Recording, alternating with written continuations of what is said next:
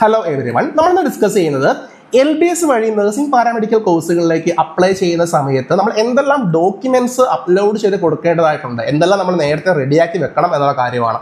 നമുക്കറിയാം, ഒന്നാമത്തെ കാര്യം എന്ന് പറയുന്നത് നേറ്റിവിറ്റി സർട്ടിഫിക്കറ്റ് ആണ്. അതായത് നമ്മൾ കേരളൈറ്റ് ആയിട്ടുള്ള കുട്ടികൾക്ക് മാത്രമേ LBS വഴി കേരളത്തിലെ കോളേജുകളിലേക്ക് BSc നഴ്സിംഗ് പാരാമെഡിക്കൽ കോഴ്സുകളിലേക്ക് അഡ്മിഷൻ കിട്ടുകയുള്ളൂ. അതുകൊണ്ട് തന്നെ നിങ്ങളുടെ ബർത്ത് സർട്ടിഫിക്കറ്റോ അല്ലെങ്കിൽ നേറ്റിവിറ്റി സർട്ടിഫിക്കറ്റോ നിങ്ങൾ അപ്ലോഡ് ചെയ്ത് കൊടുക്കേണ്ടതുണ്ട്. അപ്പോൾ നിങ്ങൾ വില്ലേജ് ഓഫീസിൽ നിന്ന് നേറ്റിവിറ്റി സർട്ടിഫിക്കറ്റ് നിങ്ങൾ മേടിച്ചെടുക്കേണ്ടതുണ്ട്. ബർത്ത് സർട്ടിഫിക്കറ്റ് ഉണ്ടെങ്കിൽ അത് മതി. ഇനി ചില കുട്ടികളാണെങ്കിൽ അവരുടെ ബർത്ത് പ്ലേസ് ചിലപ്പം കേരളത്തിന് പുറത്തോ അല്ലെങ്കിൽ അബ്രോഡോ ഒക്കെ ആയിരിക്കും. അപ്പോൾ നിങ്ങളുടെ പേരൻസ് കേരളത്തിൽ ജനിച്ച് വളർന്ന ആൾക്കാരാണെങ്കിൽ അത് ഉപയോഗിച്ച് നിങ്ങൾക്ക് നേറ്റിവിറ്റി സർട്ടിഫിക്കറ്റ് മേടിച്ചെടുക്കാവുന്നതേ ഉള്ളൂ. അപ്പോൾ ഒന്നാമത്തെ കാര്യം എന്ന് പറയുന്നത് നേറ്റിവിറ്റി സർട്ടിഫിക്കറ്റ് ആണ്. നമുക്കറിയാം, ഇനി നമ്മൾ റിസർവേഷൻ കാറ്റഗറിയിൽ വരുന്ന കുട്ടികളുണ്ടല്ലേ, അപ്പോൾ ആ കാറ്റഗറിയിൽ വരുന്ന കുട്ടികൾ നിർബന്ധമായിട്ടും ആപ്ലിക്കേഷന്റെ സമയത്ത് തന്നെ ഈ ഒരു ഡോക്യുമെന്റ്സ് അപ്ലോഡ് ചെയ്ത് കൊടുക്കേണ്ടതുണ്ട്. അതായത് LBS വഴി ഫില്ല് ചെയ്ത സീറ്റ് എന്ന് പറയുന്നത് ഗവൺമെന്റ് സീറ്റുകളാണ്. അതായത് ഗവൺമെന്റ് കോളേജുകളിലെ 100% സീറ്റും ഗവൺമെന്റ് സീറ്റാണ്. സെൽഫ് ഫിനാൻസിങ് കോളേജുകളിലെ 50% സീറ്റും ഗവൺമെന്റ് സീറ്റാണ്. ഈ ഗവൺമെന്റ് സീറ്റിൽ ഉള്ളിൽ റിസർവേഷൻ വരുന്നുണ്ട്. അതായത് ഗവൺമെന്റ് കോളേജുകളാണെങ്കിൽ 50% റിസർവേഷൻ വരുന്നുണ്ട്. ആ 50% എന്ന് പറഞ്ഞാൽ ഇങ്ങനെയാണ്: 10% SC/ST ആണ്, 10% EWS കാറ്റഗറിയാണ്, 30% OBC കാറ്റഗറിയിൽ വരുന്ന കുട്ടികൾക്കാണ്.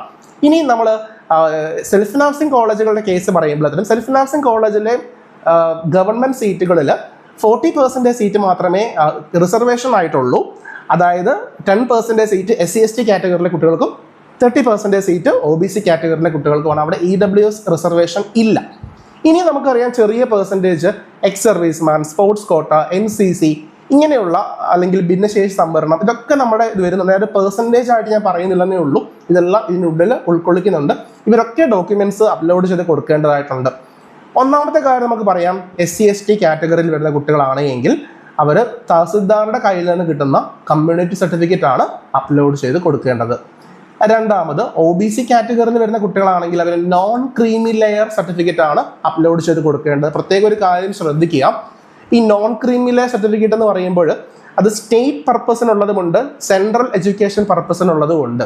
നിങ്ങൾ നീറ്റിന് അപ്ലൈ ചെയ്ത കുട്ടികളാണെങ്കിൽ ചിലപ്പോൾ നിങ്ങൾ അതിനുവേണ്ടി ഒരു ഡോക്യുമെന്റ് ഓൾറെഡി അപ്ലോഡ് ചെയ്തിട്ടുണ്ടാവും. പക്ഷെ അത് സെൻട്രൽ എഡ്യൂക്കേഷൻ പർപ്പസിനുള്ള ഡോക്യുമെന്റ് ആണ്, അതല്ല അപ്ലോഡ് ചെയ്യേണ്ടത്. ഇതിന് വേറെ തന്നെ ഡോക്യുമെന്റ് നിങ്ങൾ അപ്ലോഡ് ചെയ്യേണ്ടതായിട്ടുണ്ട്. അപ്പം നിങ്ങൾ വില്ലേജ് ഓഫീസിൽ നിന്ന് സ്റ്റേറ്റ് എഡ്യൂക്കേഷൻ പർപ്പസിനുള്ള നോൺ ക്രീമി ലെയർ സർട്ടിഫിക്കറ്റ് തന്നെയാണ് നിങ്ങൾ അപ്ലോഡ് ചെയ്ത് കൊടുക്കേണ്ടതായിട്ടുള്ളത്.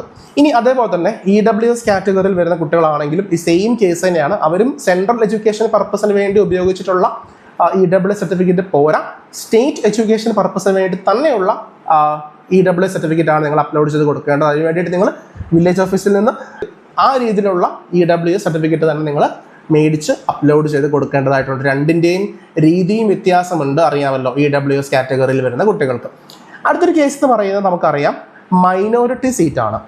ചില കോളേജുകൾ ക്രിസ്ത്യൻ അല്ലെങ്കിൽ മുസ്ലിം മൈനോറിറ്റി മാനേജ്മെന്റിന് കീഴിൽ വരുന്ന കോളേജുകളായിരിക്കും. ആ കോളേജുകളിൽ 3-4 സീറ്റൊക്കെ ഈ പറയുന്ന മൈനോറിറ്റി സീറ്റായിട്ട് LBS വഴി ഫില്ല് ചെയ്യുന്നുണ്ട്. അപ്പം അതിലേക്ക് നിങ്ങൾ പ്രത്യേക മൈനോറിറ്റി സർട്ടിഫിക്കറ്റ് അപ്ലോഡ് ചെയ്ത് കൊടുക്കേണ്ടതുണ്ട്. പ്രത്യേക ഒരു കാര്യം ശ്രദ്ധിക്കുക, OBC non creamy layer certificate upload ചെയ്ത് കൊടുത്ത കുട്ടികളാണെങ്കിൽ, അതായത് മുസ്ലിം കാറ്റഗറിയിൽ വരുന്ന കുട്ടികളും ലാറ്റിൻ കാത്തലിക് പോലെ മറ്റ് റിസർവേഷൻസ് ഉള്ള മൈനോറിറ്റി കുട്ടികളാണെങ്കിൽ അവർ പ്രത്യേകിച്ച് വേറെ ഒരു മൈനോറിറ്റി സർട്ടിഫിക്കറ്റും കൂടെ അപ്ലോഡ് ചെയ്ത് കൊടുക്കേണ്ട ആവശ്യമില്ല.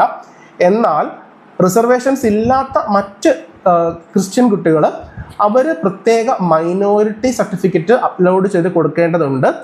അത് ചിലപ്പം MCL കാറ്റഗറിയിൽ കൊടുക്കാത്ത മറ്റ് കുട്ടികൾ, അതായത് മുസ്ലിം കാറ്റഗറിയിൽ വരുന്ന കുട്ടികളോ അല്ലെങ്കിൽ ലാറ്റിൻ കാത്തലിക് ആയിട്ടുള്ള കുട്ടികളോ ചിലപ്പോൾ MCL കാറ്റഗറിയിൽ വരുന്നുണ്ടാവില്ല, നോൺ ക്രീമി ലെയർ ആയിരിക്കില്ല. അപ്പോൾ അവരും ആ മൈനോറിറ്റി സീറ്റ് വേണമെങ്കിൽ അവർ പ്രത്യേക മൈനോറിറ്റി സർട്ടിഫിക്കറ്റ് മേടിച്ച് അപ്ലോഡ് ചെയ്യേണ്ടതുണ്ട്. അത് വില്ലേജ് ഓഫീസിൽ നിന്നാണ് മേടിക്കേണ്ടത്. ഓക്കെ, അപ്പോൾ ഇത് നമുക്ക് പിന്നീട് ക്രിസ്ത്യൻ കുട്ടികൾക്കാണെങ്കിൽ AMCS FNCKയിലും ഇതേ സർട്ടിഫിക്കറ്റ് ആവശ്യമായിട്ട് വരും. അപ്പം നിങ്ങൾ ആ ഒരു സർട്ടിഫിക്കറ്റും ഈ സമയത്ത് തന്നെ മേടിച്ചെടുക്കാൻ വേണ്ടി നോക്കുക. നമുക്ക് +2 റിസൾട്ടിന് ശേഷമാണ് സാധാരണഗതിയിൽ ഇതിൻ്റെ ആപ്ലിക്കേഷൻ വിളിക്കുക. പക്ഷെ കഴിഞ്ഞ വർഷം +2 റിസൾട്ടിന് മുമ്പ് തന്നെ ആപ്ലിക്കേഷൻ വിളിച്ചിട്ടുണ്ടായിരുന്നു. അപ്പോൾ ഈ വർഷവും +2 റിസൾട്ടിന് മുമ്പ് തന്നെ ആപ്ലിക്കേഷൻ വിളിക്കാനുള്ളൊരു പോസിബിലിറ്റി ഉണ്ട്. കാരണം +2 റിസൾട്ട് പക്ഷേ ഒരുപാട് വൈകുന്നുണ്ട്. അപ്പോൾ കഴിഞ്ഞ വർഷമൊക്കെ ആണെങ്കിലും CBSEയുടെ റിസൾട്ട് വന്ന സമയത്ത് തന്നെ ആപ്ലിക്കേഷൻ വിളിച്ച് സ്റ്റാർട്ട് ചെയ്തിട്ടുണ്ടായിരുന്നു. അപ്പോൾ ഈ വർഷം ആ രീതിയിലുള്ള ആപ്ലിക്കേഷൻ വിളിക്കാനുള്ള ഒരു പോസിബിലിറ്റിയാണ് ഈ വർഷം കാണുന്നത്. അപ്പോൾ എല്ലാവരും നേരത്തെ തന്നെ സർട്ടിഫിക്കറ്റ്സും കാര്യങ്ങളൊക്കെ മേടിച്ച് റെഡിയാക്കി വെക്കുക. ഓക്കെ, എന്തെങ്കിലും ഡൗട്ട്സോ കാര്യങ്ങളൊക്കെ ഉണ്ടെങ്കിൽ നിങ്ങൾ കമൻറ്റ് ബോക്സിൽ ചോദിക്കാം. അതുപോലെ തന്നെ നമ്മുടെ എല്ലാ കാര്യങ്ങളും അപ്ഡേറ്റ് ചെയ്യുന്ന നമ്മുടെ വാട്സപ്പ് കമ്മ്യൂണിറ്റി ഉണ്ട്, അത് നമ്മൾ ഫസ്റ്റ് കമൻറ്റിൽ കൊടുത്തേക്കാം. അപ്പോൾ അതിലും എല്ലാവരും ജോയിൻ ചെയ്യാൻ വേണ്ടിയിട്ട് നോക്കുക കേട്ടോ. ഓക്കെ, അപ്പോൾ മറ്റൊരു വീഡിയോ ആയിട്ട് കാണാം. എല്ലാവർക്കും ഗുഡ് ബൈ.